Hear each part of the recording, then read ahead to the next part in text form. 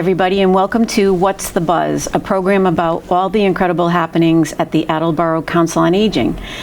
With me this morning is Ben Quelle, Veterans Agent for the City of Attleboro. Welcome, Ben. Hey, thank you very much. Thank you for having me.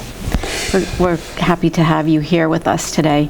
Could you tell the viewers a little bit more about your role as the Veterans Agent for the city? Sure. As the Veterans Agent, I am employed by the city to wear a number of hats, all of which are meant to give aid to veterans and their surviving spouses. The aid could be at a local level. They could need a ride to a critical medical appointment.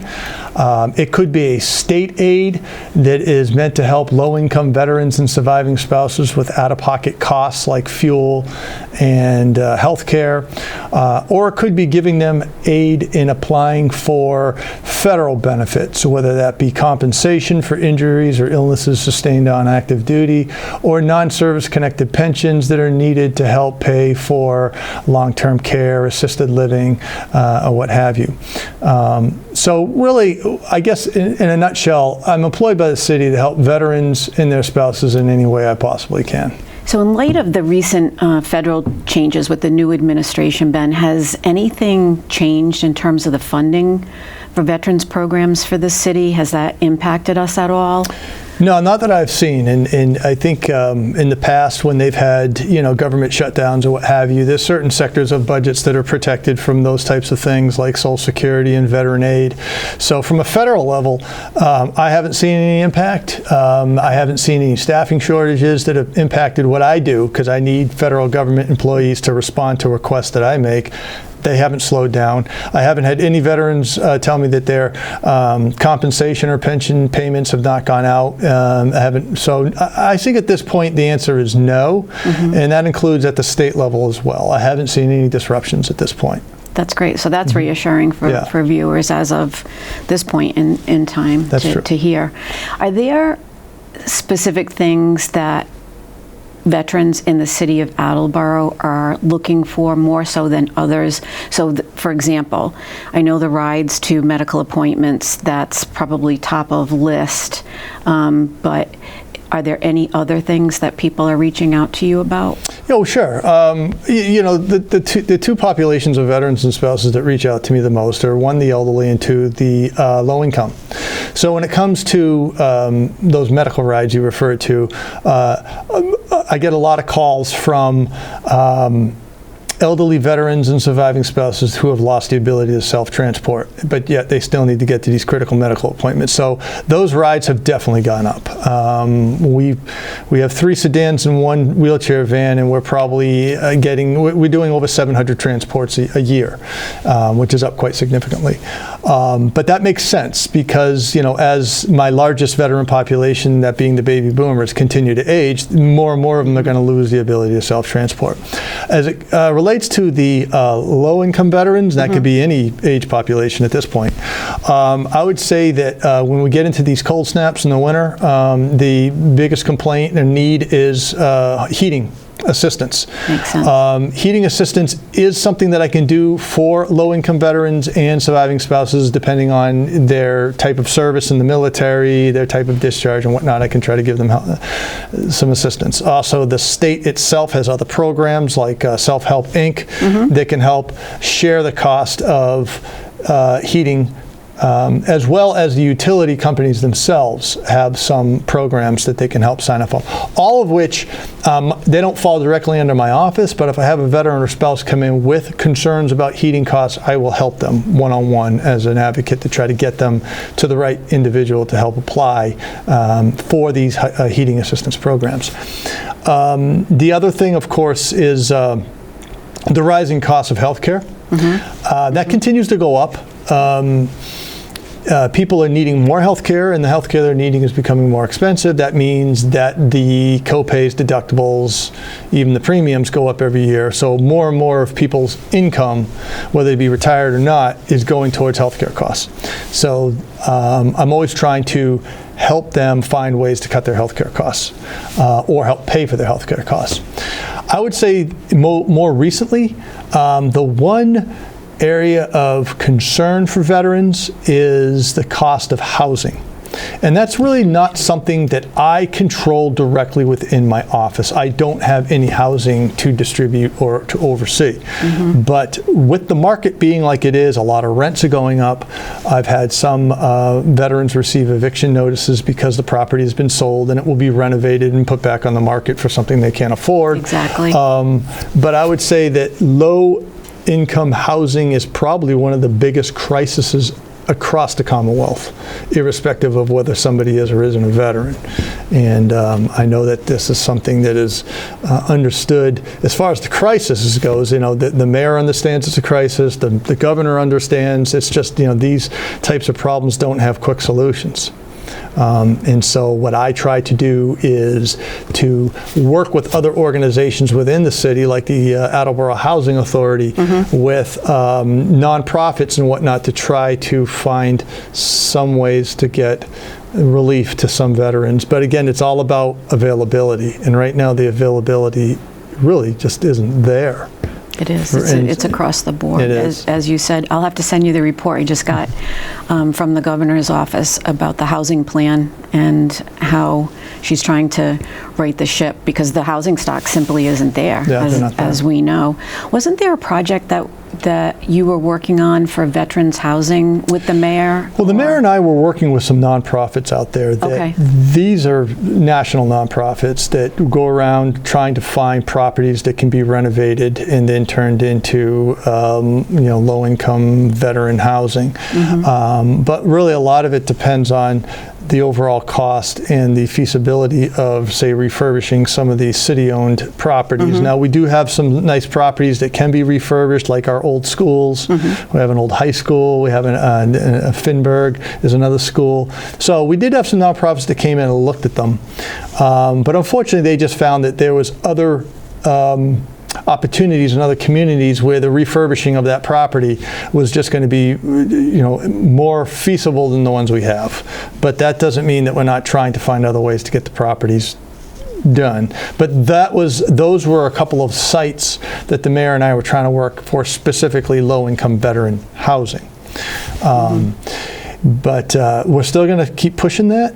But something of this scale, really, I think needs to be looked at a federal and state level to really have impact. Agreed. That's going to be meaningful to veterans around the Commonwealth and in Attleboro. And I would imagine you're seeing the same thing that we are in terms of the statistics, that the fastest growing segment of homelessness is older adults. And I'm wondering, have you heard anything recent in terms of stats around older adults who are veterans as well? Well, I mean, with the largest population, as we say, the baby boomers coming into financial difficulties, yes. I mean, I think they're going to be a factor in any population cohort that you're looking at, whether it's homelessness, low income, heating, anything like that. You're going to have a real problem. But they're also getting into an age where, because they're not able to continue to be employed, there's really no way they can react to these costs of living as somebody else can. Homelessness numbers are difficult to truly understand. It's tough to know how many veterans are out there that are homeless. And the reason I say that is because you can count a homeless person, but are they a veteran? They may say they're a veteran, but they may not be, or you don't. You have to sort of have the documents in front of you to officially make them a veteran homeless. But the homeless problem also ebbs and flows, as I say, with the temperature. Sure. Some individuals are out there, there's a lot of mental health issues, there's substance abuse issues, and those sometimes get in the way of finding housing for a homeless veteran, because each of these different shelters will have different requirements. But oftentimes I say it's tough to predict, because I don't see it coming until, like I say, a cold snap comes in, and suddenly I have 4 or 5 homeless veterans that need shelter real quick. And they were living in their car, let's say. Well, now it's 5 below zero. And it's even more difficult to find permanent housing for a homeless individual, veteran or not. A lot of these shelters are temporary. So again, you'll have sort of transient population. They'll come in and they'll leave, and then I'll lose track of them. I don't know where they've gone to. They're back on the streets homeless again. So it's really tough for me to understand what my population is, who they are, and how best to help them, until I get the phone call. So, but it's definitely growing. I mean, the homeless population is growing. The veteran homeless population is growing. And there's a lot of different factors involved with that. We need solutions. It's great to see that Sure. Ascension House has come into the city. Yes. Have you spoken with them? I have spoken with them, and to let them know situations? who I am, and to let them know when to contact me, how to contact me. If somebody comes in and says I'm a veteran and I'm homeless or whatnot, then I try not to I tell them, don't overly try to critique the individual. If they claim to be a veteran, just have them call me, you call me, and I'll take it from there. So, great suggestion. Yeah, that's a great suggestion. Could you tell us more? I need to look at my notes on this because I don't want to get the number incorrect. Chapter 115, financial benefits. Correct, yeah. Chapter 115, financial benefit, is a state of Massachusetts veteran-specific benefit. It is for low-income veterans and spouses. Anybody who is below, the federal government sets a poverty line, and then the state of Massachusetts doubles it. So it's 200% to the federal poverty line. And then anybody that's at or below that who's honorably discharged, either a veteran spouse, or a veteran couple, qualify for Chapter 115. And it can help them with a number of things. It can help them with out-of-pocket costs. It can give them heating assistance. It can reimburse them all of their out-of-pocket medical costs, their co-pays, their deductibles, their premiums, so they're able to get the health care they need without worrying about paying for those little things that the insurance doesn't cover. And it can reimburse the cost of that insurance, which keeps going up. There's other ancillary things that can also help, things that come up from time to time if they need help paying for dental care, or if they have a utility within their home that breaks down and they need help paying for that utility repair. So there's a lot of different things that can help the low-income veteran. Too much for me to go into all in one, spiel here, but what I'd say is, the big picture is, if you are an honorably discharged veteran or the spouse of an honorably discharged veteran and you have some financial needs, give my office a call, and we'll set up an appointment and go through and see if Chapter 115 is something that can help you.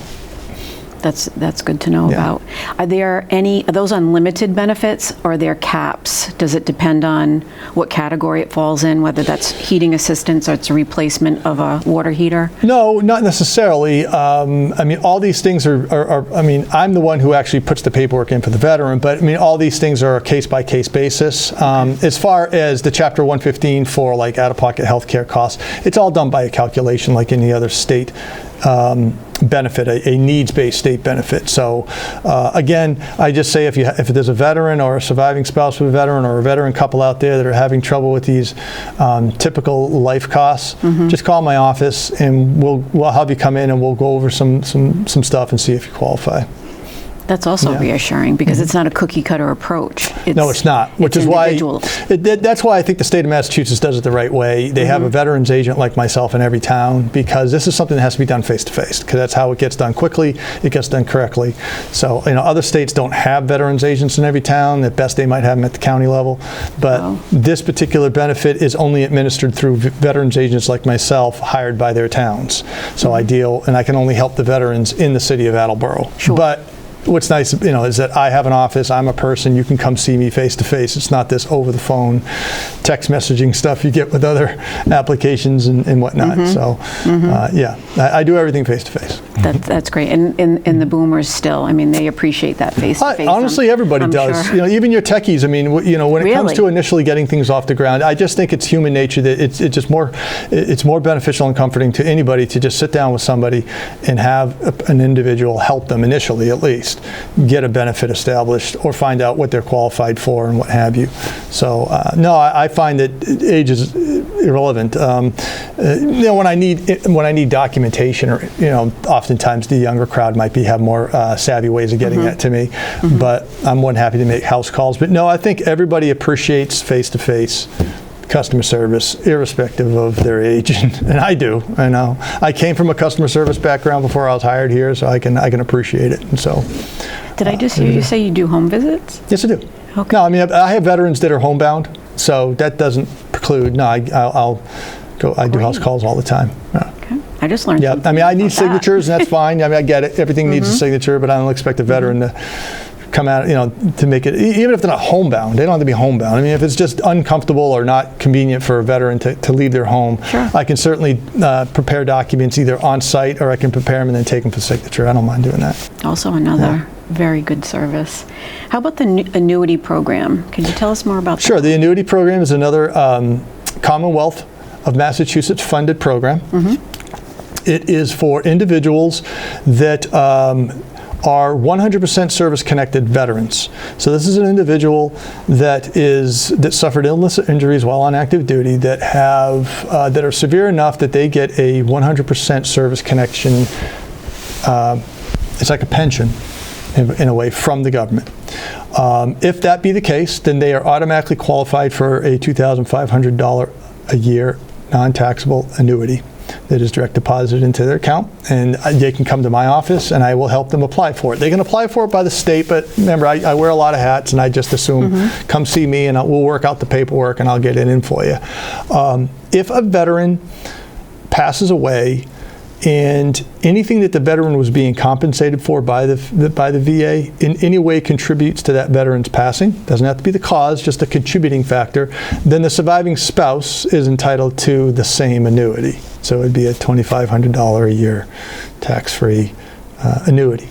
For their lifetime? For their lifetime, correct, Interesting. Yes. In terms of the outreach services that your department offers, what does that look like? I know you do some of the community events. Well, I use local access like AACS if I have announcements to do. I use the local newspaper, the Sun Chronicle. They'll always run whether it's a project or an event coming up, like Memorial Day parade that we do every year on Memorial Day, or the Veterans Day ceremony that we always do every year. So I'll do outreach using the local. We also have Facebook. I do have a Facebook account that's attached directly to the city's Facebook account, and I work directly with the department that handles the social media with the community. So if I have something, an announcement or something, I'll do it that way as well. I do a lot of outreach with the Council on Aging. I do outreach with the VFW, American Legion Post right here in Attleboro, because they do programs, they do fundraisers, and they also help promote my fundraising. Perfect example is the Global War on Terrorism Monument that we're trying to get funded and built. We want to do that with 100% donation. And we know we can do that, so we're using a lot of outreach to do that.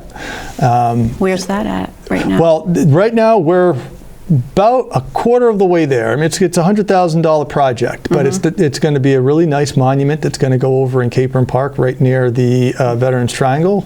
And other towns have already done a war monument to the Global War on Terrorism.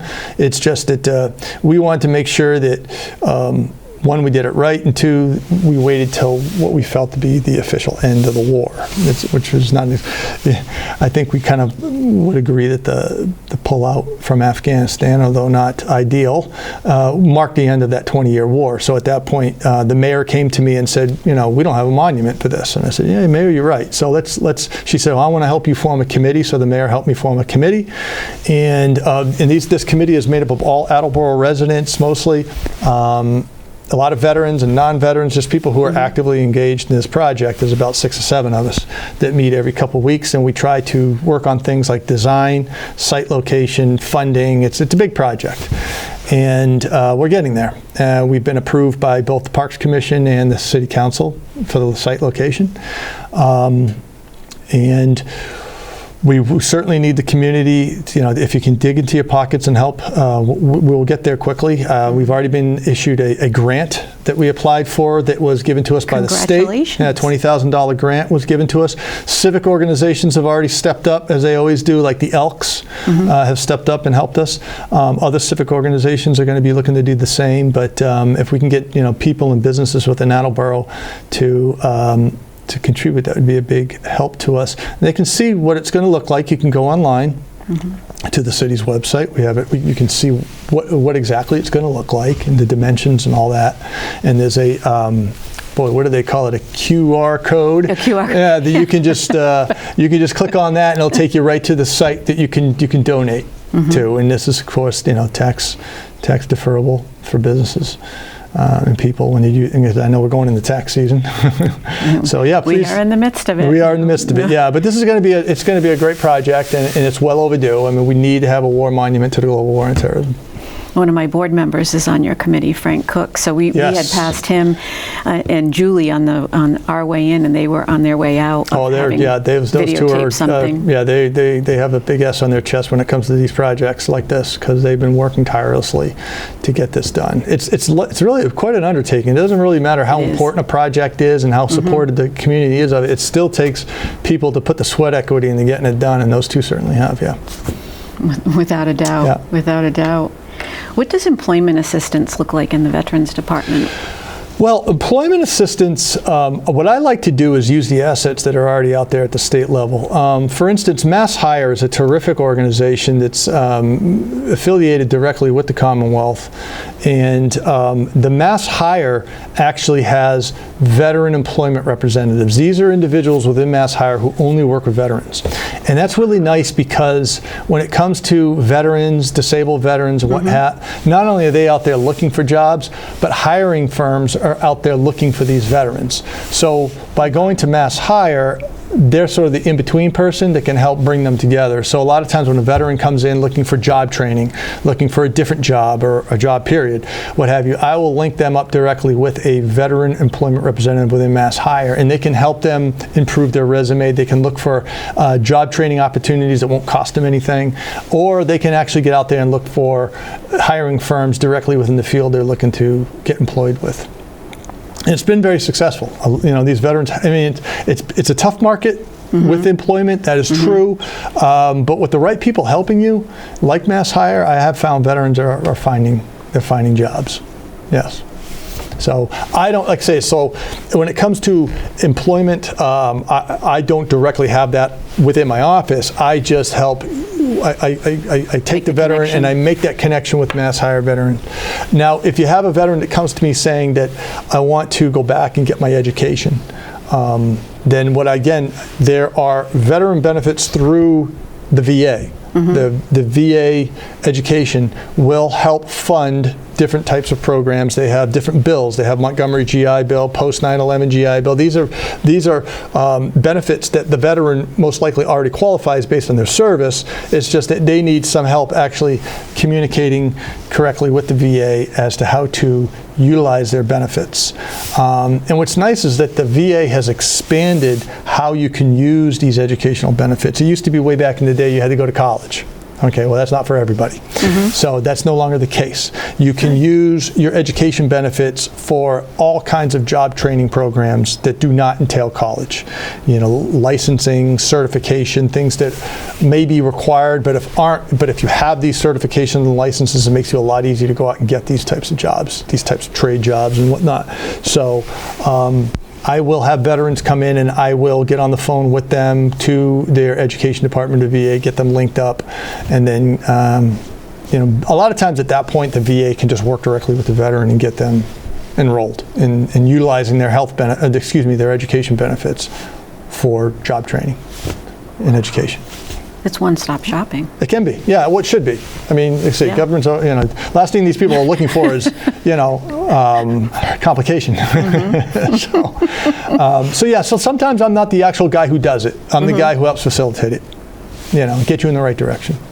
But that's great. You've established trust with the individuals, and they know that you're not going to mislead them. True, and then sometimes if things go, if they don't get initially where they're looking to go, it's nice to have some place you can circle back around to. So I'm always there. They can say, look, I tried this, it didn't work. And let me come on in and let's make a phone call, let's do something, let's see what went wrong. Certainly when it comes to applying for like compensation and pensions with the VA through my office, that may not always be completely successful the first time, or it's a process. So they'll get correspondence in the mail saying, we need something or something wasn't right. They might not understand it. And I say, well, don't try to figure it out. Just get your mail and come see me, and we'll go through it together. We'll make phone calls. We'll find out what's going on. So very reassuring. Yeah. Very reassuring. Sure. One of the things that impressed me, only having been here not 2 years yet, is Memorial Day and the parade that you and your team put together. The city does Memorial Day right.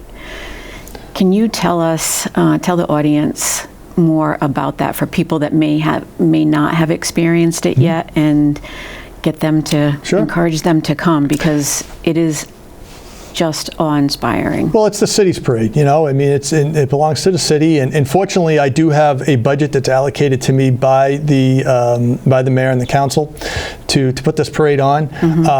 But fortunately, you know, it's affordable because the majority of the parade are just people who want to be in it. You know, and it's the high schools, it's the civic organizations, it's the businesses, it's people who just have fun with it. And I encourage and I invite everybody to come to the parade. I do have some organizations out there that I hire because, you know, I might need, you know, a specific like reenactors or a chorus or you know, a bagpipe band or whatever. So that's fine, and I pay them a fee. And of course, we have to make this has to be safe. We've seen what happens when safety's not in place. So I work very closely with the police department, who give me all the support they can to make sure we close these roads down properly, and everybody who's in the parade or viewing the parade is doing so in a safe environment. And the parade usually starts off at Willette Elementary School, and it comes out onto the main drag there. We go down into the center of town. We usually will go past Christopher Heights. We'll take a right onto Wall Street, and then we'll bang a left on the County Street, and it's County Street to Capron Park. It works out really well. We have all the different schools, Fian, Attleboro, and it's a nice long parade. It's got all kinds of things in it, and it's just meant to be a fun activity for the city too. And it's been going on a long time. I mean, and I think it's important because we don't have a lot of parades. But this one, I think, is the most important because it's recognizing those people who paid the ultimate sacrifice. Indeed. And that really does bring people out. At the end of the parade, we usually end it at the Veterans Triangle. And there we'll put on a ceremony where we will truly pay tribute to those individuals who we've lost in combat. And I have a lot of support for that too. I have a professional chorus that comes up from Rhode Island, and I have participation by the Legion and the VFW. City leadership is always there, state reps and whatnot. So it's a lot of fun, and I look forward to doing it. And I'm actually planning it right now. So if you know of an organization, a group, or something that hasn't been in the parade but you think they should be, or if you haven't been in the parade and you want to be, please contact my office. It's an open door. You know, if you're a part of this community, you should be a part of that parade, and we'll just keep making it longer and longer as we go. So contact my office because I'm already in the process of planning it right now. So Ben, if people wanted to get involved with the parade, or if they wanted to learn more about the services, what's the best number to reach you at? Yep, the best number is you call my office, 508-223-2222, and my direct line extension is 3281. You can also go onto the city's website, go to departments, just scroll down to veterans, click on there. You'll see my email addresses on there, fax number, everything, you know, however you want to shoot me a notice. I respond to it every day. I work 5 days a week, Monday through Friday. You give me a call or an email, it will be responded to that day, and we'll get you squared away. This has been very informative, Ben. We didn't even get to all of the questions. It went by so quickly, we ran out of time. Yeah. Austin's very patient with us. I want to thank you for being here. Sure. And to the viewers, thank you for tuning in. I'm Kelly Lee, Director of the Attleboro Council on Aging, with Ben Quelle, Veterans Agent for the City of Attleboro. We'll see you next time. Thank you.